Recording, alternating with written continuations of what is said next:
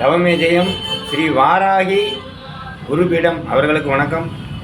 இறந்தபின் ஒருவன் நம்மிடம் பேச முடிந்தால், இறப்பு என்றால் எப்படி, இறந்தபின் நீ எப்படி இருக்கிறாய் என்று அவன் கூறுவதை கொண்டு நாம் மறுமையை அறிந்து கொள்ளலாம். அப்படி இறந்தபின் யாரும் நம்மிடம் பேச முடியவில்லை. பிறகு நீ எப்படி இதை தெரிந்து கொள்வாய்? உடலை விட்டபின் உயிரின் வடிவம் வேறாகிவிட்டது. உடல் இருந்து பேசிய பேச்சுக்கள் உடலை விட்டபின் பிரம்மத்தின் மௌனமொழி ஆகிவிட்டது. மௌனமொழி உனக்கு புரியாது. அது புரிவதற்கு நீயும் மௌனமாக இருந்தால் அந்த மொழி உனக்கு புரியும். மறுமையை நீ தெளிவாக உணர்ந்து கொள்வாய்.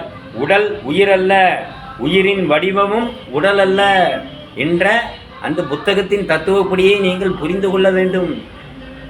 ஆசிரியர் இறந்து விட்ட தாய் தந்தையருடன் மௌனமாக இப்பொழுதும் பேசி கொண்டிருப்பதே இதற்கு சாட்சி. உள்ளிருந்து உணர்ந்துவதுதான் மௌனமொழி. கண்ணுக்கு தெரியாத காற்று உள்ளிருந்து இயக்குவது போல் பாவம்தான் பிறவிக்கு விதையாகவும் புண்ணியம்தான் அதற்கு குணமாகவும் பின்னால் வரும். பிறவிக்கு அமைகிறது. பாவத்தின் பயனாக பிறவி உடல் கிடைக்கிறது. மாமரமாகவோ புளிய மரமாகவோ பசுவாகவோ புலியாகவோ புண்ணியத்தின் குணத்தின் பயனாக அதன் பலன் அமையும். மாமரத்தில் இருந்து கனி கிடைக்கிறது, இனிக்கும். புளிய மரத்திலிருந்து புளி கிடைக்கிறது, புளிக்கும். வாழைப்பழத்திலிருந்து வாழைப்பழம் கிடைக்கிறது, பசுவிடம் பால் கிடைக்கிறது போன்றவை செடிகள். உடல் அதில் வளரும் பூக்களின் குணம், மலரின் வண்ணம், நறுமணம் வெடிக்கும். இதைதான் புரிந்து கொள்ள வேண்டும். செடி வித்தியாசம் ஏற்படும் போல குணத்திற்கு தக்கபடி நம்முடைய மனம் இருக்கும். பாவத்தின் பயனாகத்தான் உடல் துன்பத்தை அணிவிக்கிறது. புண்ணியத்தின் பயனாக ஒளி உடல் கிடைத்து பிரம்மத்தை அடைகிறது என்பதை புரிந்து கொள்ளுங்கள். புற்றூசலை போல காலம் நம்மை எல்லோரையும் விழுங்கிக் கொண்டிருக்கிறது என்பதை எண்ணாமல் எதையோ தேடிக்கொண்டிருக்கிறீர்கள். பிரம்மத்தின் இயக்கமும் இணக்கமும் மனித தேகத்திற்கு மட்டும்தான் இந்த சக்தி உண்டு. மற்ற தேகத்திற்கு பஞ்சபூத இயக்கம் மட்டுமே உள்ளது. பிரம்மத்தோடு இணைய முடியாது. எந்த உயிரினங்களுக்கும் அந்த அருகதை இல்லை.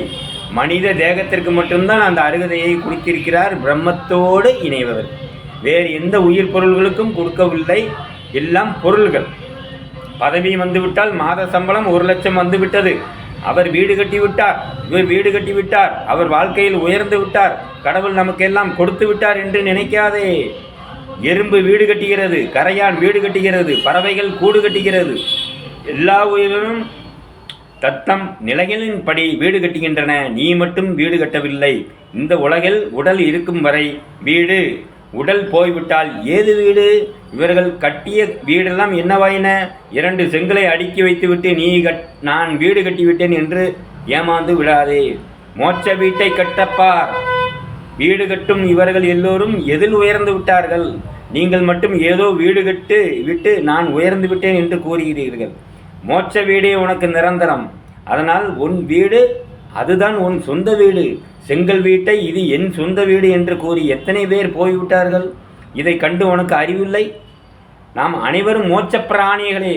நம்முடைய குடியிருப்போ பரலோகத்தில் இருக்கிறது. பவா 3:21 இயேசு கூறுகிறார். நம்முடைய மோட்ச வீடு பரலோகத்தில் இருக்கிறது. வீடே மேலே இருக்குன்றார், இங்கே இல்லைன்றார், கீழே கிடையாது. நாம் எல்லாம் மோட்ச பிராணிகள்.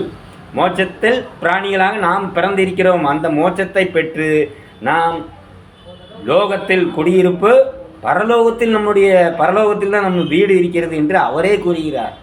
நீ எப்பொழுதும் ஆற்றுக்கு வருவாய் என்று முதலை காத்திருக்கும். நீ எப்பொழுது மேலே வருவாய் என்று கொக்கு காத்திருக்கும். நீ எப்பொழுது உறவை விட்டு வருவாய் என்று பருந்து காத்திருக்கும். மந்தையில் இருந்து நீ எப்பொழுது பிரிந்து வருவாய் என்று நரி காத்திருக்கும். உறவுகள்லாம் காத்திருப்பார்கள். அப்படி தவளை எப்பொழுது கத்தும் என்று ஆந்தை காத்திருக்கும். ஆசை எனும் வலையில் அனைத்து உயிர்களும் இப்படித்தான் இறப்பை சந்திக்கின்றன. மனிதனும் பஞ்சபூத தன்மையின் ஆசையால் மாய வலையில் வீழ்ந்து தன் உயிரை காப்பாற்றாமல் உடலை விடுகிறான். ராமர் கூறுகிறார், எல்லாவற்றையும் விழுங்கி கபாலீகரம் செய்யும் காலத்திற்கு இரையாகாமல் தப்பக்கூடிய இந்த உலகில் ஒரு பொருளும் இல்லை. உலகில் உள்ள அனைத்து பொருள்களும் என்று கூறுவதை கவனியுங்கள். இங்கு எல்லா பொருள்கள்தான் உள்ளன. எதற்கும் உயிர் இல்லை. உயிரை நாம் தான் எடுக்க வேண்டும். பட்டணத்தாருக்கு அப்பத்தில் அக்காவே விஷமைத்து கொடுத்தார். ராகவேந்திரரை ஊரை விட்டே தள்ளி வைத்தீர்கள். உணவுக்கு வழி இல்லாமல் இயேசுவை சிலுவையில் அறைந்து கொலை செய்தீர்கள். இயேசுவை மட்டுமா கொலை செய்தீர்கள்? அவருடைய சீடர் 12 பேரை எங்கெங்கெல்லாம் வைத்து நீங்கள் கொன்றீர்கள் என்ற அந்த படத்தை பாருங்கள். என் இருதயமே அப்படியே ஆடுகிறது அதை கண்டு. இப்படி சிசரிகளையும் கூட நீங்கள் கொன்றுவிட்டு அந்த இனத்தில் இருந்து கொண்டு நீங்கள் பேசுகிறீர்களே தவிர அதை பற்றி நீங்கள் யாரும் அந்த வேத வாக்கியத்தை நீங்கள் யாரும் சரியாக புரிந்து கொண்டு படிக்கவில்லை. நபிகள் நாயகத்தை ஊரை விட்டே துரத்தினீர்கள், கல்லெடுத்து அடித்து. அவர் என்ன பாடுபட்டு இருக்கிறார்? ராமானுஜரை கொள்ள ஒரு கூட்டமே அலைந்தது.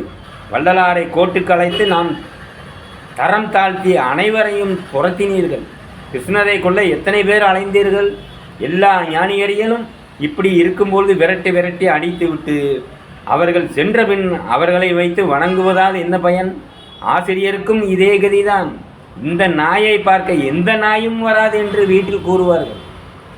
ஞானியைப் போலவே அனைவரையும் பல பேர் விரட்டினார்கள், அவமதித்தார்கள்.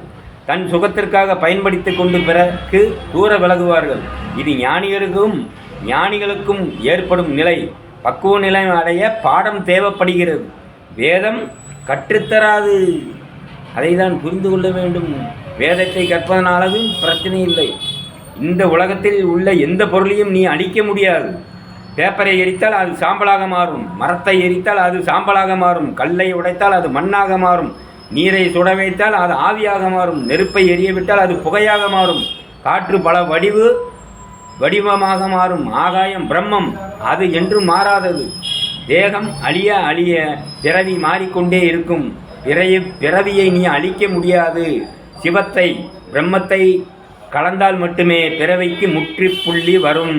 அதைத்தான் மாணிக்க வாசகர் பிறப்பறுப்பான் ஈசன் அடி போற்றி என்று கூறுகிறார். வணக்கம்.